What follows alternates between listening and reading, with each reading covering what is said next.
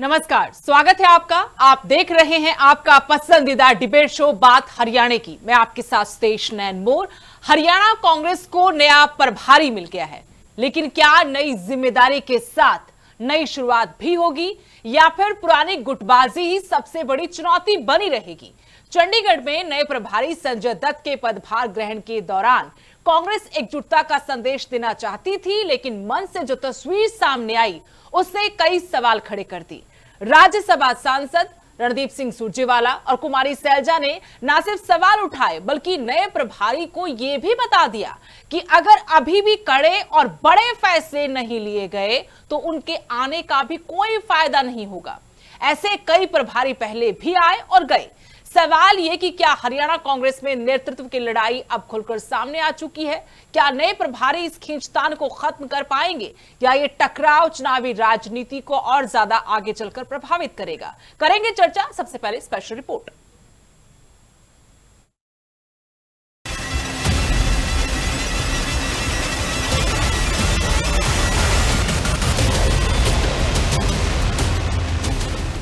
संजय दत्त को हरियाणा कांग्रेस का नया प्रभारी बनाया गया है। उनके पदभार ग्रहण के मौके पर चंडीगढ़ में कांग्रेस की बैठकें हुई, जिनमें से एक बैठक में कांग्रेस नेताओं ने एक दूसरे पर जमकर वार की। राज्यसभा सांसद रणदीप सिंह सुरजेवाला ने तो दीपेंद्र हुड्डा को टोकते हुए ये तक कह दिया कि प्रतिशत से फर्क नहीं पड़ता, 46 विधायक जीत कर आए या नहीं, ये बताओ। मैं मेरे छोटे भाई दीपेंद्र का बहुत आदर करता हूँ। हम कहते हैं 60 MP MLA आगे थे जी, फिर जीते क्यों नहीं? कहते हो आप 60 आए थे, 600 और ले आओ तो क्या फर्क पड़ेगा? आखिर में तो 46 MLA आने चाहिए। हम कहते रहे कि हमारी सबसे ज्यादा प्रतिशत वोट आई थी, पर MLA तो 37 पे आ गया था।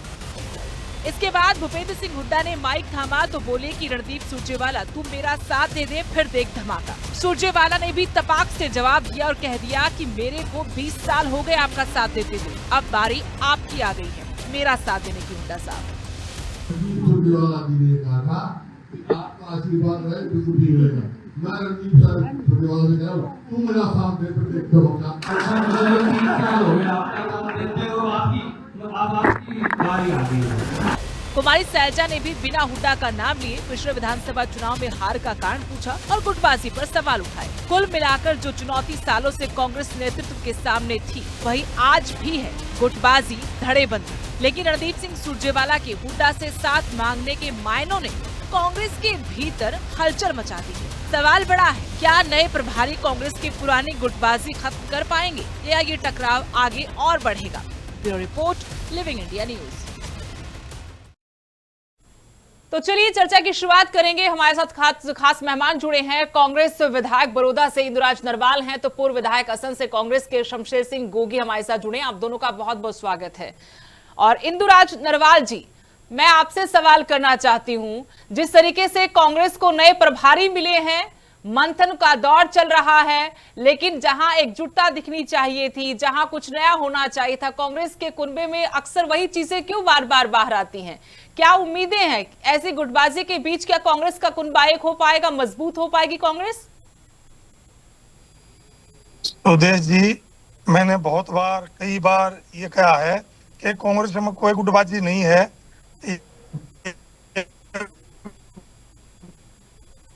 गुटबाजी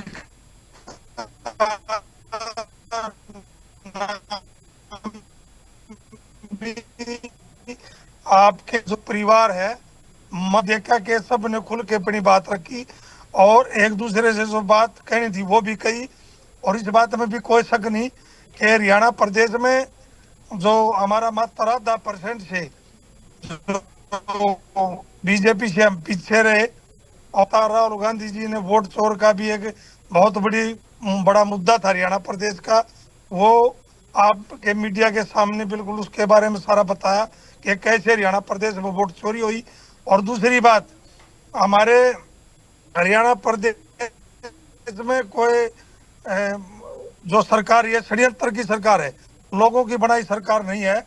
और आपने देखा कि जब इलेक्शन था, जब बहुत सारे षड्यंत्र रचे गए, तंत्र से, मंत्र से, यंत्र से, धन से, ये हमारे को जो तीसरी बार बीजेपी की सरकार बनाई, ये लोगों की बनाई सरकार नहीं। लेकिन चेतन इंदुराज तोमर की सरकार नरवाल है। जी, हम बात करें सिर्फ कांग्रेस की, इसलिए आप दोनों को जोड़ा। एक वर्तमान में विधायक, पूर्व विधायक हैं, वरिष्ठ नेता हैं आपकी पार्टी के, गोगी साहब, मुझे ये बात बताइए, जिस तरीके से रणदीप सिंह सुरजेवाला ने भी पूरे जोर के साथ इस बार कहा कि भाई दीपेंद्र हुड्डा को कि आपने तो 60 की बात कही थी, 60 की बात छोड़िए, जहां तक आप परसेंटेज बार बार गिनवाते हैं हर प्रेस कॉन्फ्रेंस में, हर सवाल जवाब में कि हमारा परसेंटेज बढ़ा है, वोट शेयर हमारा बढ़ा है, तो उसका कोई फायदा नहीं जब तक आपके विधायक जीत कर नहीं आते। ये बड़ा अपने आप में बड़ी बात नहीं है क्या? नहीं, दीपेंद्र हुड्डा जी ने कोई झूठ तो नहीं बोला। बहुत बड़ा वोट परसेंटेज पूरे देश में, अगर कहीं कांग्रेस का बढ़ा तो वो हरियाणा प्रदेश में बढ़ा।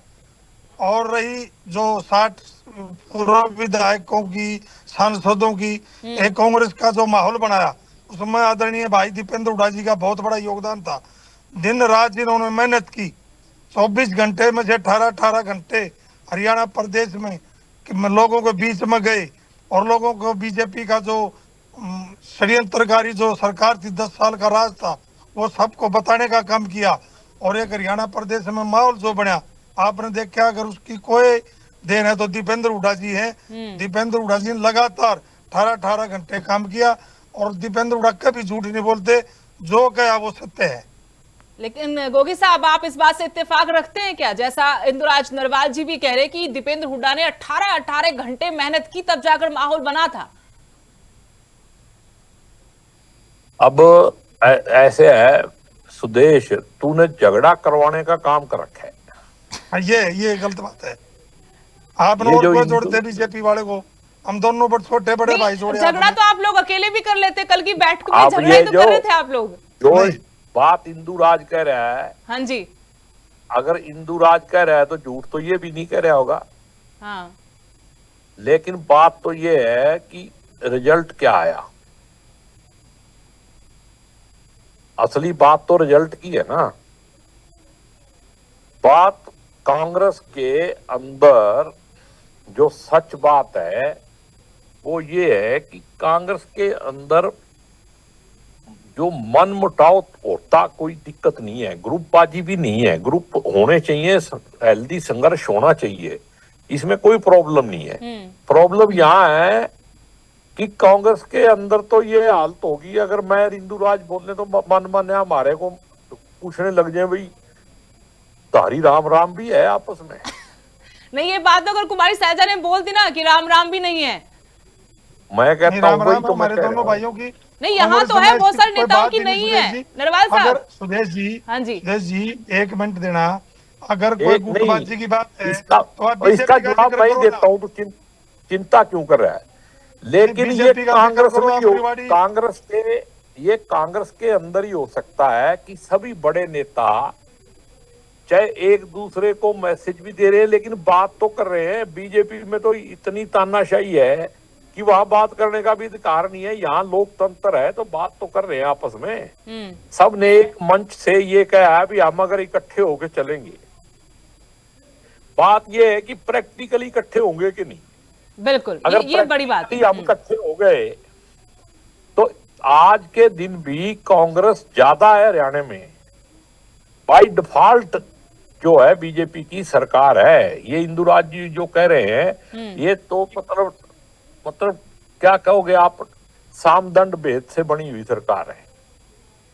ये लोगों की इच्छा से, लोगों की मतलब प्यार से बनी हुई सरकार नहीं है। और हालात भी देख रहे हो, जो लोग ये सोच ही नहीं रहे थे कि बीजेपी की सरकार आ सकती है।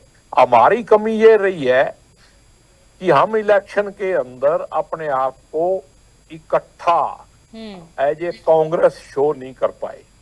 ये हमारी कमी रही है, इसको मान लेना चाहिए। उसके अंदर किसी का दोष देना पुरानी बातें होगी, ये वो एक अलग व्यवस्था है। लेकिन कांग्रेस उस दिन जीतेगी जिस दिन कांग्रेस से बड़ा कोई व्यक्ति कांग्रेस में नहीं होगा। जिस दिन कांग्रेस बड़ी होगी और सारे कार्यकर्ता, सारे नेता सम्मानित होके इकट्ठे होके काम तो करेंगे यही तो कांग्रेस बात हम नहीं अक्सर जीतेगी। करते हैं गोगी साहब, यही तो सवाल भी पूछा जाता है मीडिया की तरफ से कि क्या कांग्रेस में कुछ लोग अपने आप को पार्टी से ऊपर समझ के बैठे हैं, क्या इसी की वजह से कांग्रेस को लगातार नुकसान झेलना पड़ रहा है? और अब चुनाव को इतना वक्त बीत गया उसके बाद भी आप लोग वहीं क्यों ठहरे हुए हैं? कांग्रेस वहीं क्यों चर्चाएं कर रही है? नहीं नहीं, ऐसी कोई बात नहीं है। देखो, पूरा संगठन बन गया है, जिला अध्यक्ष बन गए, ब्लॉक अध्यक्ष बन गए, और अब SIR के अंदर देखो पूरी कांग्रेस एकजुट होके इस वोट के प्रक्रिया में काम कर रही है। सब जगह हमारे BLA-2 दिन रात काम कर रहे हैं। ऐसी बात नहीं है, लेकिन प्रचार थोड़ा मीडिया में ज्यादा हो जाता है, क्योंकि कांग्रेस सत्ता में होती बीजेपी की खबर तो छपती नहीं, और वो थोड़ा गुट्टी रखते हैं हमारे वाले, जो हम बोल देते हैं, और इतना ही फर्क है। बाकी कांग्रेस में देखो, मैं इसको गुटबाजी नहीं मानता, मैं इसको हेल्दी संघर्ष मानता हूं, और सारी उम्र होगी मेरे को इस कांग्रेस में। संघर्ष हेल्दी होगा तो कांग्रेस मजबूत होगी, उससे नुकसान नहीं होता कुछ। लेकिन ये हेल्दी है। इंदुराज नरवाल जी, हाँ, आप अपनी बात भी पूरी कीजिएगा, मैं आपसे सवाल भी साथ साथ कर लेती हूँ। जो रणदीप सिंह सुरजेवाला ने कहा कल कि हुड्डा साहब मैंने तो 20 साल आपका साथ दे लिया, अब टाइम है कि आप मेरा साथ दें, इसके मायने कुछ समझा पाएंगे आप, या फिर ये हल्के फुल्के अंदाज में कही गई बात थी, उसको खत्म कर देना चाहिए? कोई बड़ी बात नहीं थी, वो चाचा भतीजे भी हैं, बड़े छोटे भी हैं, हाँ। वो बात हमेशा उनकी होती रहती है। लेकिन आपने जो गुटबाजी कांग्रेस की बात करी, आप बीजेपी का जिक्र क्यों नहीं करते? आपने देखा 1 हफ्ते पहले रिवाड़ी में रैली थी, और बावड़ हल्का में वो यूनिवर्सिटी थी। MLA साहब, मैं आपको बता दूं कि हमने बकायदा डिबेट की, इससे बीजेपी को मिर्ची भी लगी, क्योंकि ऐसा अमूमन होता नहीं मीडिया में। वहां गए, वहां का कोई विधायक, मौजूदा विधायक तीनों वो भी नहीं थे, मौजूदा सांसद भी नहीं था, और बिल्कुल खुल के जिन्होंने बहिष्कार किया। अगर कहीं फूट और गुटबाजी है तो वो बीजेपी में है। वो जैसे हमारे भाई करे ना, अगर भाई आज सत्ता में नहीं है, आप कुछ भी बोलो बीजेपी के बारे में, आप बोलते नहीं। हम तो बोलते हैं, हम तो खुले तौर पर डिबेट भी करते हैं, भले किसी को कैसा भी लगे। जो चर्चाएं हैं उन पर चर्चाएं और ज्यादा करेंगे, विस्तार से करेंगे। देखो एक राव इंद्रजीत गुट, एक अपने फरीदाबाद से जो सांसद है वो गुट, हरियाणा में तो इतने गुट बीजेपी में कहीं भी नहीं। लेकिन इंदिरा जरवाल जी, आप बताइए कि कांग्रेस का कलेश कुछ खत्म होगा, कम होगा? नए प्रभारी आए हैं, रणदीप सिंह सुरजेवाला कहते हैं कि कुछ करना पड़ेगा, आपको कड़े फैसले लेने पड़ेंगे, वरना पहले ही प्रभारी आए और गए। देखिए, कांग्रेस में बहुत बड़ा सुधार है। जैसे बताया हमारा संगठन, हमारे भाई ने, हमारे जिला अध्यक्ष, ब्लॉक अध्यक्ष, अब हम मंडल अध्यक्ष भी बनाने जा रहे हैं। बूथ स्तर तक हमारा पूरा संगठन काम करेगा, और कांग्रेस पार्टी में बार बार कहता हूँ कि कांग्रेस पार्टी एक परिवार है, एक साथ है पूरा, कोई कांग्रेस में फूट नहीं है। हाँ गोगी साहब, आपसे भी आखिरी सवाल यही पूछना चाहती हूँ, कांग्रेस का कुछ सुधार होगा? ये जो खींचतान दिख रही थी कल भी, ये कुछ खत्म होगी? टकराव आगे तो नहीं बढ़ेगा? सुलझ जाएंगे सारे मसले? तो मैं आपको बताऊं, जब से नए प्रधान आए हैं ना, काफी बैलेंस करके चल रहे हैं वो, और सुधार हुआ है तभी तो, वरना ब्लॉक लेवल तक लिस्ट बन जानी और डिस्ट्रिक्ट कमेटियों तक की लिस्ट बन जानी, तो ये नए अध्यक्ष के होते हुए अब नए जो पुराने प्रभारी थे उनके बारे में कुछ नहीं कहना। लेकिन जो नए आए हैं, एक बात तो ये जरूर मैं कहूंगा कि नए प्रभारी को कांग्रेस के लिए काम करना है, किसी व्यक्ति के लिए नहीं। व्यक्ति कितना ही बड़ा हो, चाहे वो प्रधान हो, चाहे कोई भी हो, अगर वो प्रभारी जी कांग्रेस के लिए काम करेंगे तो ये सरकार ही पूरा टाइम नहीं कर पाएगी, बीच में टूट जाएगी। यही कहना चाहता हूं। ठीक है इंदुराज नरवाल जी, जब हम ये चर्चाएं करते हैं, बीजेपी के आज लोग हमारे साथ है नहीं, वक्त हमारे पास कम था, हमें लगा कांग्रेस की बात तो कांग्रेस के लोगों से अच्छे से बात हो पाएगी, इसलिए हमने उनको रखा भी। मैं आपसे पूछ रही हूँ, जिस तरीके से गोगी साहब ने भी कहा कि प्रभारी को कांग्रेस के लिए काम करना होगा, लेकिन साथ में आपके सियासी विरोधी एक आरोप लगाते कि पहले 2-3 धड़े थे, लेकिन अब एक और नया धड़ा आ गया है, राव नरेंद्र का भी धड़ा बता रहे कांग्रेस के अंदर। देखिए, ऐसा कांग्रेस पार्टी में पहले भी धड़ा नहीं था, कोई भी प्रभारी आया कांग्रेस पार्टी हाईकमान ने जो भी प्रभारी यहाँ नियुक्त किया, हर प्रभारी ने कांग्रेस के लिए काम किया। और कांग्रेस में कोई व्यक्ति नहीं है, सब कांग्रेसी है। एक कांग्रेस दो तरह की कांग्रेस है, एक जिसका खून में कांग्रेस है, एक बाहर से कांग्रेस है। हाँ, इस बात में कोई दो राय नहीं कि हरियाणा प्रदेश में जितने प्रभारी आए उन्होंने कांग्रेस के लिए काम किया। तो कोई भी प्रदेश अध्यक्ष आया, सबके लिए, सबने कांग्रेस के लिए काम किया। चाहे कोई भी लीडर इस हरियाणा प्रदेश में कोई नेता है, वो सभी कांग्रेस के लिए ही काम करते हैं। चलिए, बहुत बहुत शुक्रिया, आप दोनों ने वक्त निकाला। हम भी यही उम्मीद करते हैं कि लोकतंत्र जिंदा रहे, उसके लिए सबसे जरूरी कि विपक्ष मजबूत रहे। विपक्ष की मजबूती तब होगी जब कांग्रेस का कुनबा इकट्ठा होगा। बहुत बहुत शुक्रिया आप सभी का। फिलहाल इतना ही, नमस्कार।